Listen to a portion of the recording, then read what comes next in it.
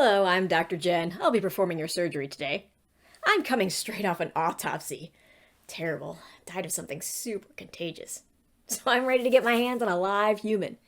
Good thing no hand-washing protocols are in place. Whoa, why are you backing away?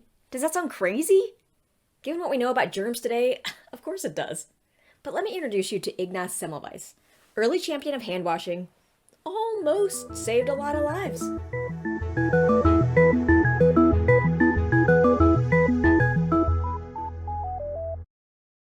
Back in the mid-1800s, germ theory still wasn't widely accepted, and we were decades away from Lister's use of antiseptic.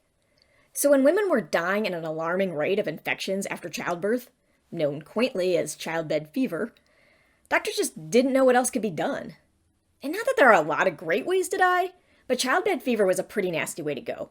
Symptoms include severe abdominal pain and dissension, nausea, vomiting, diarrhea, sometimes dementia, and it was almost a guaranteed death sentence. Ignaz Semmelweis, a Hungarian doctor working in Vienna, decided he was going to troubleshoot this problem.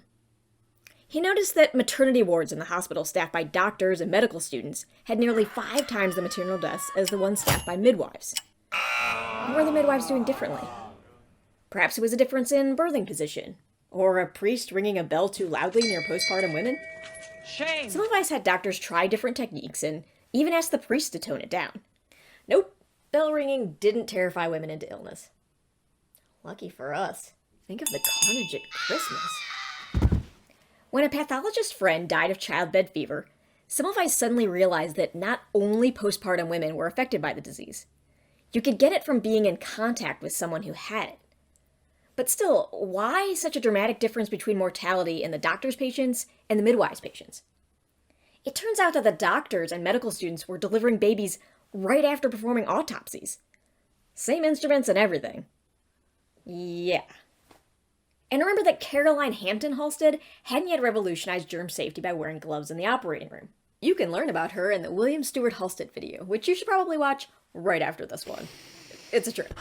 Semmelweis theorized that some part of the corpses of the people who had died of what we now know are bacterial infections was being transferred to the women giving birth and making them sick.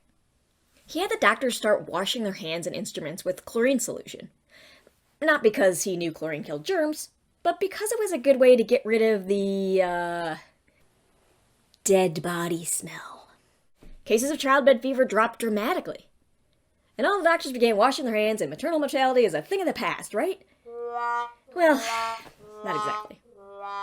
Semmelweis was met with a lot of vocal opposition, likely in part because doctors felt like it was implied that they were responsible for the deaths of their patients. Which, I mean, they were, but it wasn't really their fault. They didn't know. Until they did know because data, and they chose to ignore it. Well, then it kind of was their fault. Now, it sounds like Semmelweis was perhaps not the most diplomatic about sharing his findings. He may have berated anyone who disagreed with him. Sounds familiar. Murderer! Which, unfortunately, could have also contributed to noncompliance and eventually dropping the hand-washing, causing maternal mortality to shoot back up. As a side note, Semmelweis actually wasn't even the first physician to notice this connection. Across the pond in the US, Oliver Wendell Holmes, not that guy, his father, yeah, that guy, published a work about the contagiousness of childbed fever and some suggestions for stopping the spread, including hand-washing, a few years earlier. He also received criticism, to which he responded, a bit more eloquently, "I had rather rescue one mother from being poisoned by her attendant than claim to have saved 40 out of 50 patients to whom I had carried the disease. I beg to be heard in behalf of the women whose lives are at stake, until some stronger voice shall plead for them."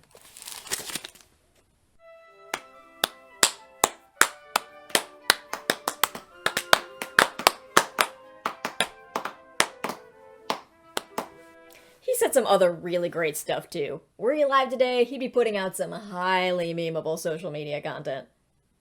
It wasn't until decades later that hand-washing and other sanitation procedures began to be widely accepted.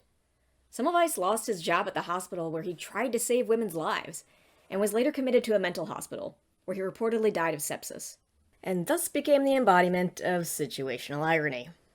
Women still die today of postpartum infections. In fact, the US has one of the highest maternal mortality rates among the most developed and wealthy countries in the world. And like 2 centuries ago, some don't want to institute proven, life-saving measures because it I don't know. Cramps their style? Luckily, we do know about hand washing and sanitation today, and at least we'll never have to convince people about that again, right? Thanks for joining me today. To go down an internet rabbit hole on Semmelweis, Oliver Wendell Holmes Sr., maternal mortality, or anything else we talked about today, check out the links below. And if you like this video, you can support my channel by liking, subscribing, and washing your damn hands.